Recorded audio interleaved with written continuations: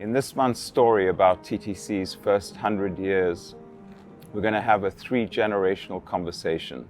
Our oldest daughter, Ella, who's at NYU in her first year, and my father, who we're separated by thousands of miles, who's in Europe. In these very difficult times, I think it's a good opportunity to look at where we've been, where we are today, and where we're headed in the future.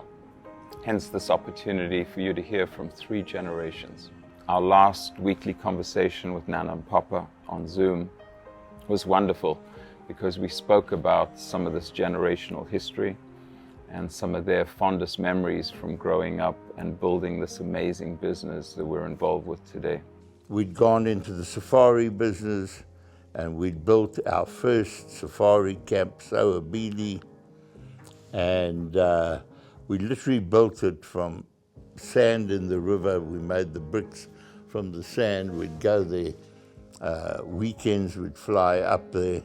And the children literally grew up in the bush. So many of our weekends would be up there wandering around with the animals all over the place. And in those days, we didn't actually understand how kind of dangerous it all was. We'd have the camp manager with his gun, and we'd just be all over the place. You've had the great opportunity to visit Africa a number of times, and what a privilege that was. Botswana, South Africa. I would consider myself very fortunate to have spent so much of my formative years in South Africa, and similar to how your experience that Papa spoke about of spending so much time in the bush as a young child, I would completely agree with that and say that the beauty of the wildlife and the setting can really shape an individual and their perspective. And I think from our experiences climbing rocks at Bushman's Kloof, or the amazing summers that we spent in the Okavango Delta in Botswana, I think it's definitely something that is extremely unique to me and something I will carry with me for the rest of my life. As you know, we're all very passionate about our business. As Papa spoke about on one of our last Zoom calls, you know, how despite how we try, sometimes we just can't stop talking about the business. I mean, you know how you've always heard me say at meal hours, come on now, let's talk about something else. And what do we get back to? How do we get back to work? Yeah. The hotel business. And whatever you decide to do with your life, you know, you always know in a family business that at some time if I decide, you know, I want to do, there's always a place for a family in a family business. That's the wonderful thing. That's what a family business means, a home for everybody. How have you found that growing up around the dinner table? I've always cherished and I've always enjoyed our meals. Our family meals can range from an hour to 4. It really just depends on the conversation and what's going on in everyone's lives, and I've always really cherished that. And then you've got Auntie Tony's example with design. And then you have Tony and you have Vicky all out there slogging away, doing their thing, but having a lot of fun while they do it. With challenges always, which they meet, they're so efficient, they work hard, they're not lazy. You know, they just like to do what they can for the best of the business. And they do the most wonderful job, all of them. They really do.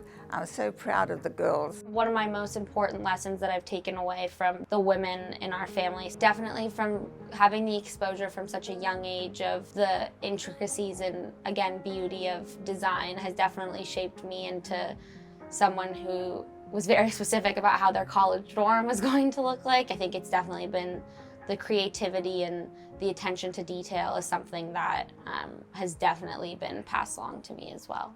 And just wait till you see the new Safari Lodge Kidra in the Okavango Delta, because that is so spectacular.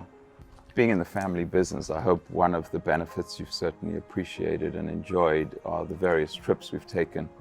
I remember with great fondness this Trafalgar family experience we did back in 2012, and looking back at this photo album together was just fantastic. I always look back at this trip because I think it embodied so many different aspects of trips that every family wants to take. Seeing Mount Rushmore, getting to try different foods that I never would have tried living in Southern California. It's a trip that I've always wanted to take and has always been on my bucket list since I was really young. So to be able to have that experience and a shared experience with a group of family and very close friends is something that I'll never forget. As we know right now, no one's traveling internationally, but at some point this will pass, be it a vaccine, a cure, or people's ability just to embrace it and move on. What is on your bucket list? Where do you want to go? Currently, the top of my bucket list would definitely be Greece. It's always been somewhere I've always wanted to go to on a Kentucky trip. And I think based on where my friends are currently in their life, whether it be on the verge of making the decision to take a gap semester or a gap year, something that's really important to a lot of people is trying to figure out how to use this time to impact change for good. Philanthropy and giving back has always been so important to our family. We always need to and want to do more with the Treadright Foundation. But as you've seen, the work we've done with Me Too We, going to Kenya and India, where we help build schools and we got to meet and interact with young school children, have been amazing. When I look back on these trips, I am extremely impacted by the people specifically that I've met. I think through our travels, I've definitely seen just how much impact one organization can make on a community and a person's life. Talking about philanthropy and charity, thank you as well for the introduction to your friend Sienna, because we certainly want to invest and support more BIPOC communities, especially Black communities. And so it's very exciting to be talking to her about her farming and gardening projects here in Inglewood and Compton. So just wonderful, I think, to see how young people are doing so much to give back and support underprivileged communities. And so important that we all embrace that.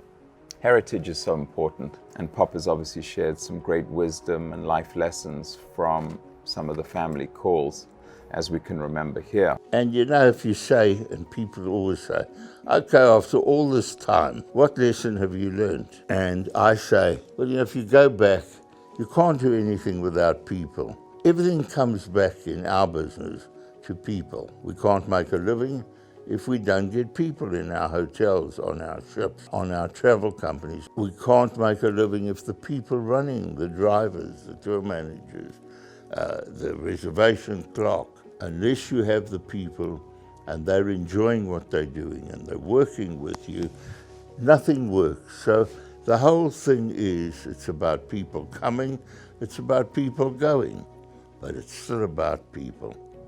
It's what makes the world go round. I think something that my cousins and siblings and I always agree on is the wisdom that Papa's words carry. Papa's always taught us to look at the bright side of life or accentuate the positives. Of course it's not pleasant, but you wouldn't know the good if you don't know the bad.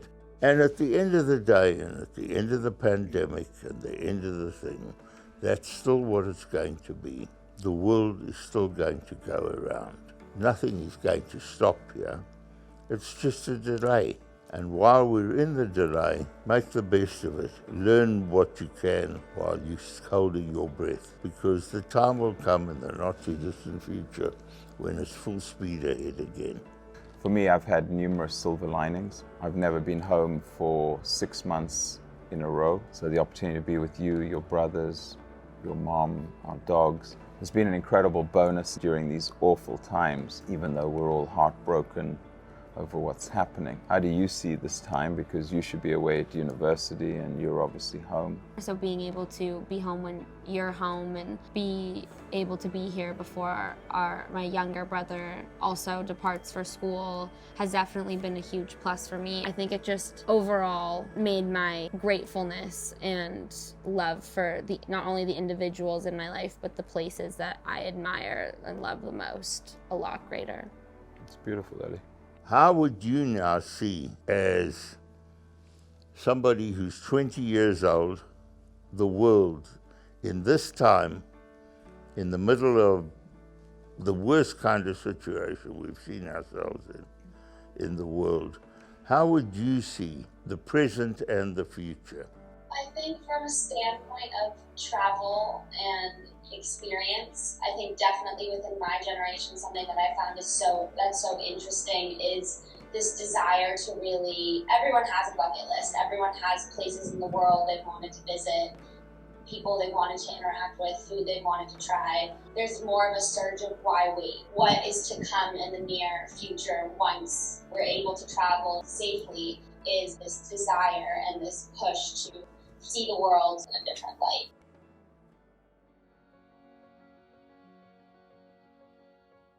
And when we look back on a lifetime, and a wonderful lifetime, you know, because of course there's ups, there's downs, there's good, there's bad. But overall, looking at all of us sitting here around the world, everybody, our beautiful granddaughter, your beautiful grandmother, and all the rest of us, all together, one for all for one. And so if you look at this family, you look at our 100-year history, you say, well, we got here. Wasn't easy, but what's easy over 100 years? Because as long as we keep the family mantra of going out there, doing the best, delivering the best service, looking after our customers. And our staff. Who knows where the next 100 years will be, right? I think I would say I don't know what tomorrow brings, but I'm excited nonetheless. Lovely. And Brett, what would you say? As it says on my coffee cup, we're happy to serve you, which is the fundamental that you always brought me up to believe and emulate in the business. As Mom always says, it's having a passion for people. And what do you say, Mother? I say that it's been a wonderful life. It's been a marvelous challenge.